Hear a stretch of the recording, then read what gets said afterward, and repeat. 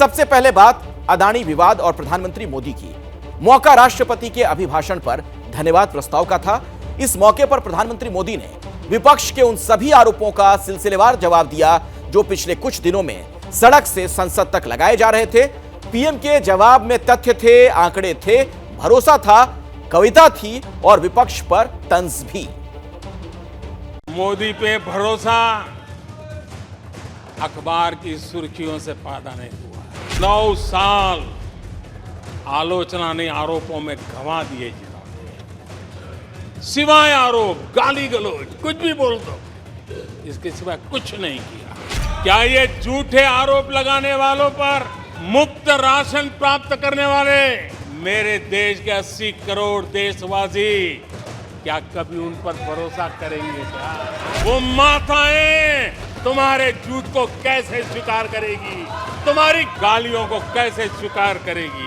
140 करोड़ देशवासियों के आशीर्वाद, ये मेरा सबसे बड़ा सुरक्षा कवच है। झूठ के शस्त्रास्त्रों से इस सुरक्षा कवच को कभी तुम भेद नहीं सकते हो। भरोसा है, विश्वास है, चैलेंज है, यही है मोदी का सुरक्षा कवच जो अभेद्य है। यही वो भरोसा है जो विरोधियों को पांव तले की जमीन की याद दिला रहा है। दुष्यंत कुमार ने बहुत बढ़िया बात कही, तुम्हारे पांव के नीचे कोई जमीन नहीं। कमाल ये है कि फिर भी तुम्हें यकीन नहीं।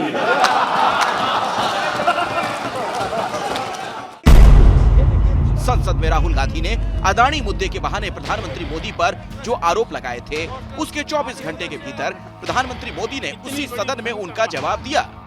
कहा, तुम्हारे आरोपों पर भला भरोसा कौन करेगा?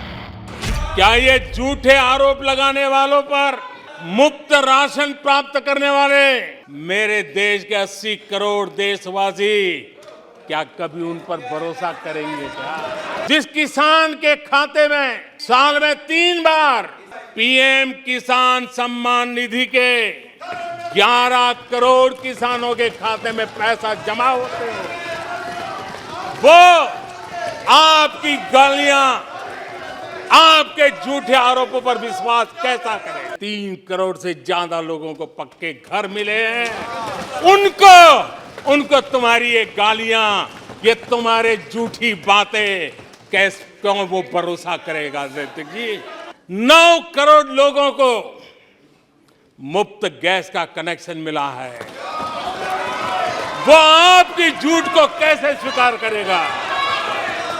11 करोड़ बहनों को इज्जत घर मिला है, शौचालय मिला है, वो आपके झूठ को कैसे स्वीकार करेगा?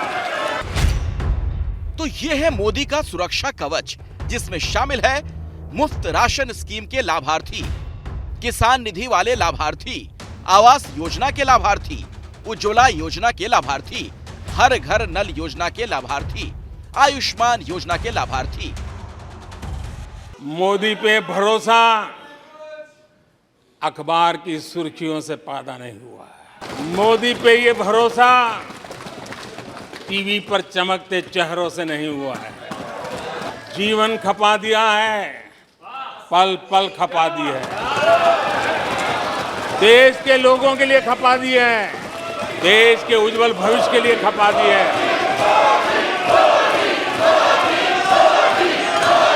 माननीय अध्यक्ष जी, प्रधानमंत्री मोदी राष्ट्रपति के अभिभाषण पर धन्यवाद प्रस्ताव पर बोल रहे थे, लेकिन अदानी मुद्दे पर विपक्ष ने जब आरोपों की बंदूकें उनकी ओर तान दी तो मोदी ने विपक्ष को भी आईना दिखा दिया। देश की जनता देश के चुनाव के नतीजे ऐसे लोगों को जरूर एक मंच पर लाएंगे, लेकिन वो तो हुआ नहीं। लेकिन इन लोगों ने ईडी का धन्यवाद करना चाहिए कि ईडी के कारण ये लोग एक मंच पे आए हैं। ईडी ने एक लोगों को एक मंच पर ला दिया है। जो काम देश के मतदाता नहीं कर पाए, देश की प्रगति को। पीएम मोदी आज फुल फॉर्म में थे। राहुल गांधी ने एक दिन पहले लोकसभा में जहां करीब 50 मिनट तक आरोप लगाए, वहीं मोदी करीब 1 घंटा और 25 मिनट बोले और शायरी में चुटकी लेने से भी नहीं चूके। पूरा इकोसिस्टम उछल रहा था और कुछ लोग तो खुश होकर के कह रहे थे, ये हुई ना बात, बड़ा शायद नींद भी अच्छी आई होगी,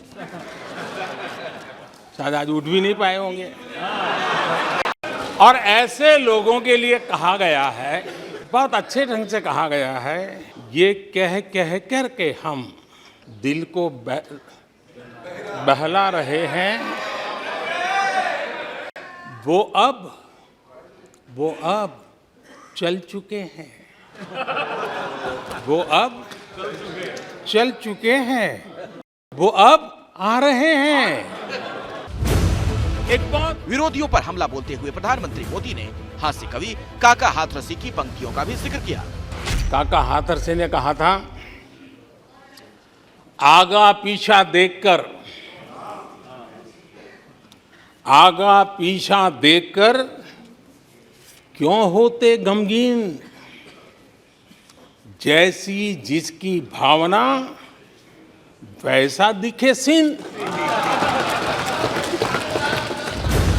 पीएम ने हार्वर्ड यूनिवर्सिटी की स्टडी के बहाने कांग्रेस पर बड़ा तंज कसा। कांग्रेस ने कहा था कि भारत की बर्बादी पर हार्वर्ड में केस स्टडी होगी, ऐसा कहा था। कांग्रेस की बर्बादी पर सिर्फ हार्वर्ड नहीं, बड़े बड़े विश्वविद्यालयों में अध्ययन होना ही होना है और डुबाने वाले लोगों पर भी होने वाला है।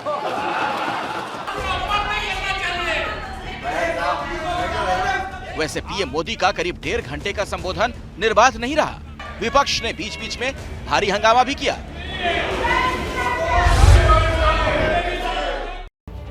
इस खबर की इनसाइड स्टोरी में बताएंगे विकास भदौरिया, हमारे सहयोगी हमारे साथ जुड़ गए हैं। और विकास, देखिए, जिससे प्रधानमंत्री अवैध सुरक्षा कवच बता रहे हैं, आखिर क्या अंदर से खबर है, इसकी इनसाइड स्टोरी क्या है? कि देखिए अखिलेश, जो अवैध सुरक्षा कवच है, मैं बताऊं 2019 के चुनाव में बीजेपी को 22 करोड़ वोट मिला था और ये 22 करोड़ वोट जो है उन लाभार्थियों के हर घर से निकला था जिनको केंद्र सरकार की योजनाओं की वजह से लाभ मिला है। और इस बार ये लाभार्थी वर्ग एक बहुत बड़ा वर्ग बन जाएगा इस 5 सालों में। और ये जो अवैध सुरक्षा कवच है, इन्हीं लाभार्थियों के घर से निकले वोट से बनेगा। लेकिन इसकी जो आउटर लेयर है वो राहुल गांधी है उसके केंद्र में, क्योंकि राहुल गांधी एक विपक्ष के सबसे बड़े विश्वसनीय नेता तो हैं, लेकिन उनकी विश्वसनीयता इतनी नहीं है कि वो बीजेपी के प्रधानमंत्री, सरकार के प्रधानमंत्री की विश्वसनीयता से टक्कर ले सके। और इसलिए हमेशा से कोशिश रही है बीजेपी की कि जो मुकाबला है वो राहुल गांधी वर्सेस बीजेपी रहे, राहुल गांधी वर्सेस मोदी रहे। और आज के जवाब में आपने देख लिया कि राहुल गांधी को निशाने पर प्रधानमंत्री ने खास तौर पर लिया। बिल्कुल, बहुत बहुत शुक्रिया विकास इस जानकारी के लिए आपका। क्या मजबूरी है मेरी, बताइए। मैं अभी आपको बताती हूँ कि मैंने ओए होए होए होए, नमकीन के चटकारे लेते हुए टकटकी मार के डिबेट शो को पॉज रिपीट कर कर के देख रहे हैं जोगिंदर जी। इनकी तरह आप भी देखें अपनी फेवरेट डिबेट्स को रिपीट कर और डाउनलोड कीजिए एबीपी लाइव ऐप अपने स्मार्ट टीवी पर।